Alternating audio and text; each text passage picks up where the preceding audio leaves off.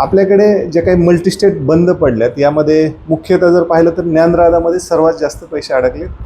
ह्या संदर्भात माहिती घेण्याचा प्रयत्न केला. नेमकं काय प्रोसेस सुरू आहे आणि जे काही लॉकरचे विषय आहेत, जे काही कर्जचे दिलेले आहेत त्याची रिकव्हरी आहे, जे काही प्रॉपर्ट्या जप्त केल्यात, नेमके ज्ञानराजाचे पैसे मिळणार आहेत की नाही याच अनुषंगाने आपण चर्चा करणार आहोत. आणि आपल्यासोबत ज्यांच्याकडे ज्ञानराजाचं समजा आत्ता जी काही प्रक्रिया सुरू आहे त्यांच्या अंडरमध्ये सुरू आहे ते आपल्याकडे बीड जिल्हा उपजिल्हा निबंधक सतीश तोटावार सर आहेत. तिकडून त्यांच्याकडून आपण जाणून घेऊ यामध्ये काय चाललंय.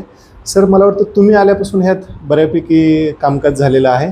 हे तुमची नियुक्ती कधी झाली आणि आता नेमकं काय सुरू आहे, तुम्ही काय काम करता त्यामध्ये? मार्चमध्ये माझी नियुक्ती झाली. मला ऑर्डर जो एप्रिलमध्ये मिळालेला आहे आणि मी 8 एप्रिलला ज्ञानराजाचं पदभार मागील औसाहेब जाधव साहेबांकडून मी पदभार घेतलेला आहे. Okay sir. सर, ह्यात काय झालं, काही प्रॉपर्ट्या वगैरे जप्त बी केलेल्या आहेत आणि अजूनही सुरू आहे, या संदर्भात तुमच्याकडे काही येतं? ते प्रॉपर्टी जप्त जो आहे ते MPID कोर्टाकडून जप्त केलेले आहे. तिकडे वेगळे अधिकारी नेमलेले आहेत. ओके. त्यांच्यामार्फत MPID कोर्टामध्ये प्रोसेस चालू आहे. त्याच्यानंतर काही ईडीने ते जप्त केले आहेत. 1600 जवळपास प्रॉपर्टी आहे ते ईडीने जप्त केलं आहे. तिकडे त्यांची प्रोसिजर चालू आहे. बरं सर, आता आपण काय करतो समजा तुमच्या अंडरमध्ये काय त्याचे काय 58 जवळपास या ज्ञानराजा पतपेढीचे 52 शाखा असून 52 शाखापैकी मी आल्यापासून जवळपास 13-14 शाखाचा मी जवळपास ओपनिंग केलेलं आहे. त्याच्यामध्ये एक इंदोरला मोठी शाखा होती, इंदोरला जाऊन आलेला आहे. इथं आपल्या केज, धारूर, आडस, अंबड, जालना, वाळूज, संभाजीनगर असे 10-12 हे मी जवळपास ते भेट दिलेले आहे. आणि ज्या लोकांनी त्या याच्यामध्ये सोनं ठेवलेलं आहे त्यांच्या तिजोरीमध्ये, ते सोनं त्या लोकांना परत करायचं. काही लोकांनी सोनं ठेवले असतील, दुसरे मौल्यवान वस्तू काही ठेवले असतील ते परत देण्याचं काम माझं चालू आहे. याच्यासाठी मी प्रत्यक्षात ज्या ठिकाणी मी पहिले जाऊन येतो, त्याच्यानंतर लोकांना जाहीर प्रकटनद्वारे पेपरमध्ये जाहीर प्रकटन देतो आणि त्या लोक टायमिंगला देऊन त्यांनी स्वतः जायचं आणि ते आपलं लॉकर ओपन करून त्यांचं काय मौल्यवान असतील ते त्यांनी घेऊन जाण्यासाठी मी जाहीर त्यांना आव्हान करत असतो. ओके सर, आता ही जी प्रॉपर्टी जप्त झाली आणि एकूण ह्या प्रॉपर्टीवर लोन किती आहे हे लोक आणखी एक कन्फ्युज आहेत, त्या संदर्भात तुमच्याकडे काही माहिती? नाही, प्रॉपर्टी जवळपास 2900 करोड जवळपास आहे. आणि लोकांकडून कर्ज दिलेले आहे जवळपास ते 3600 जवळपास करोड रुपये आहे. बरं. हां. आणि हे जे कर्ज आहे जवळपास 3000 ते 3500 पर्यंत कुटे ग्रुपलाच कर्ज दिलेलं आहे. बरं.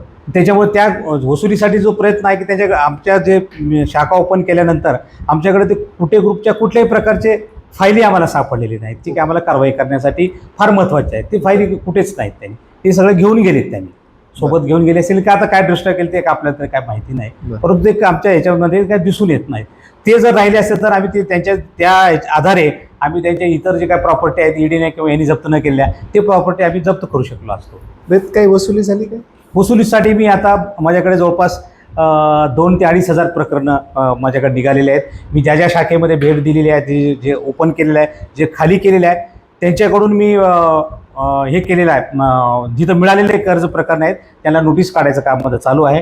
आता येत्या याच्यामध्ये मी 50 लोकांचा नोटीस काढलो, त्यांची पूर्ण एक आदेश काढून वसुलीची पुढची प्रक्रिया मी चालू करणार आहे. पण अशी चर्चा आहे सर की कुठेंनी त्यांच्या जे काही शाखा आहेत त्याच्यावर ज्या प्रॉपर्टी आहेत त्याच्यावर इतर बँकेचं लोन घेतलं होतं, असं काही तुमच्या निदर्शनास आलं? हा, इतर बँकेत लोन काढले माझ्या, असं मला म्हणजे फोनवरून ह्याच्यावरती माझ्याकडे रेकॉर्ड येतो आहे. आता याच्या बाबतीत आता मी मुंबईला मागच्या 2 वेळेस मी मुंबईला जाऊन आलेला आहे. ॲडव्होकेटला मी त्यांची भेट घेतलेली आहे. त्याच्यामध्ये त्यांनी काही लोक म्हणतात किंवा तिकडची प्रॉपर्टी ते हे करत आहेत का दुसऱ्या बँकेने जी आहे सिक्युरिटी ॲक्टखाली त्यांनी जर घेतली असेल त्यानुसार ते तिकडचं कारवाई चालू आहे. पण आपल्याकडे जे डॉक्युमेंट नसल्यामुळे आपल्या फोर्सनिशी आपल्याला तिथं काही करता येत नाही.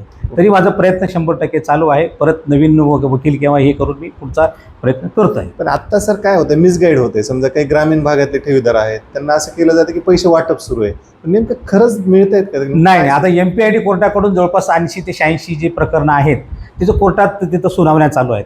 त्या सुनावण्या चालू झाल्यानंतर MPID कोर्टामार्फत जो प्राधिकृत अधिकारी डेप्युटी कलेक्टर नेमण्यात आलेला आहे तो डेप्युटी कलेक्टर तो जागा सगळे विक्री करेल. तो पैसे तो स्वतः विक्री केल्यानंतर जे पैसे ते एकतर आमच्याकडे जमा करतील किंवा तो त्याच्याकडे असलेले पैसे तो वाटप करेल. आणि आमच्याकडे सगळे त्यांनी माहिती विचारून घेतलेली आहे. मागच्या महिन्यामध्ये मी त्यांच्याकडं 2100 जवळ कोटीचा आपल्याकडं प्रस्ताव दाखल झाले असं मी त्यांच्याकडे माहिती पूर्ण दिलेली आहे. आणि टोटल आपल्याकडे जो 3000 कोटीपर्यंत जो हे आहे 2900 कोटीपर्यंत जो ठेवी आहे त्याची माहिती पण मी त्यांच्याकडे सोनी साहेबाकडे दिलेली आहे. पेन ड्राईव्हमध्ये दिलेली आहे. सगळ्या नावानिशी मी त्यांच्याकडे सगळं कळवलेलं आहे. त्यांच्याकडून विक्री होऊन जे पैसे आले तर आम्ही वाटप करू. सध्या तरी 6 महिने वर्षापर्यंत तरी अद्याप कुठेही पैसे येणार नाही असं मला तरी वाटते. जर आले तर लवकरात लवकर मी ते वाटण्याचा प्रयत्न करतो. परंतु काही लोकांनी संभ्रम निर्माण करून वगैरे आमच्या संस्थेमध्ये तिथं घाई करतायत आणि लोकांना आमचे काम करू देत नाहीत. त्याच्यामुळे कारण प्रत्येकजण स्टेटमेंट मागतो, पण स्टेटमेंट आम्ही ज्यावेळेस आम्ही 30/6/2024ला जे उघडलेलं आहे तोच कंटिन्यू चालू आहे. आता आमचा प्रयत्न तेच चालू आहे की जे 52 शाखेमध्ये जे रक्कम आहे, ज्या लोकांची जिथं आहे, जे स्टॉप केलेले त्याच्यानंतर काय ते आमचं काढायचा प्रयत्न चालू आहे. नक्की सर. आता तुमचं बऱ्यापैकी सर ह्यात अभ्यास झालाय. लोकांना अजूनही संभ्रमामध्ये आहेत, पैसे मिळतील की नाही. पैसे मिळतील आता, परंतु ह्याच्यात मी पूर्णपणे कसं जोपर्यंत विक्री होणार नाही किंवा ते हे होणार नाही तोपर्यंत आपण काही सांगू शकत. तर एक अंदाजे सर कालावधी किती जाईल? कालावधी माझ्या अंदाजानुसार तरी वर्षाच्या पुढे तर जाईल. कारण कोर्टाचं जे हे चालू आहे, कोर्टाकडून जर त्यांच्या डिग्री झाल्या आणि विकून टाकल्या ना, मग आपल्याला काय कसं असतं, एखादा प्रॉपर्टी आहे त्याच्यावरती जर क्लेम आले तर कोर्टाला ते लवकर काढता येत नाही. त्याच्यामुळे तो वेळ लागत आहे. बरोबर. हां सर, शेवटचा प्रश्न आहे, ठेवीदारांना एक तुम्ही अधिकारी म्हणून काय आव्हान असेल? कारण की ठेवीदार खूप ठेवीदार आता सगळ्या लोकांचं नुकसान झालेलं आहे. लहान शेतकरी आहेत, मजूरदार आहेत, हे आहेत, त्यांचं खूप नुकसान झाले. मोठे पण लोक आहेत, त्यांचे पण नुकसान झालेलं आहे. त्यांनी संयम बाळगावा. जोपर्यंत आपली प्रॉपर्टी विकून आपल्याकडे पैसे जमा होणार नाही तोपर्यंत आपल्याला संयम बाळगणं फार महत्त्वाचं आहे. ठेवीदारी तर आपल्या संस्थेमध्ये येऊन गडबड न करता संयम बाळगावा ही कळकळीची विनंती शेतकऱ्यांना आणि मजुरांना सगळ्यांना मी करतो, की मोठ्या लोकांना पण मी करतोय, की माझी विनंती आहे की त्यांनी संस्थेत येऊन सर्टिफिकेट काढण्यापेक्षा संयम बाळगावे ही विनंती करतो. त्यात एक महत्त्वाचा प्रश्न राहिला सर, दुसऱ्या बँकेचं जास्त लोन असेल आणि ह्या जर प्रॉपर्टी विकल्या तर पहिलं प्राधान्य ठेवीदारांना असेल की हे कसं, समजा कोर्ट ठरवतं का? कोर्ट ठरवतो. तो ठरवण्याचा अधिकार कोर्टाला आहे. ते कारण ते आपल्याला मलाही नाही किंवा तो प्राधिकार अधिकार नाही, ते कोर्ट ठरवतं की बाबा प्रायोरिटी कोणाला अगोदर द्यायची. हां, धन्यवाद सर, तुम्ही खूप चांगल्या प्रकारे माहिती दिली. नेमकं ज्ञानराधामध्ये चाललंय काय हे जाणून घेण्याचा प्रयत्न केला. कारण की जे ठेवीदार आहेत हे खूप चिंताग्रस्त आहेत. मुलीचं लग्न आहे, मुलांचं शिक्षण आहे आणि आयुष्याची जी काही जमा केलेली रक्कम आहे ती त्या मल्टीस्टेटमध्ये ठेवली आणि अचानक मल्टीस्टेट बुडाली. या अनुषंगाने आपण सरांकडून खूप जी काही माहिती आहे किंवा आत्ता सध्या करंटमध्ये चाललंय काय हे जाणून घेण्याचा प्रयत्न केला आणि त्यांनी मनमोकळेपणाने सांगितलं. त्यात थोडा संयम ठेवणं अपेक्षित आहे, कारण की ही जी कोर्ट प्रोसेस असते ह्याला थोडा वेळ लागतो. यामुळे ठेवीदारांनी मला वाटतं की जे काही अफवा येतात त्याला बळी न पडता, जी काही मुख्य शाखा आहे तिथे गर्दी न करता ह्या प्रोसेसला थोडा वेळ लागतो. यामुळे संयम ठेवून काय जी भूमिका असेल ती निभावण्याची गरज आहे आणि पैसे मिळतील.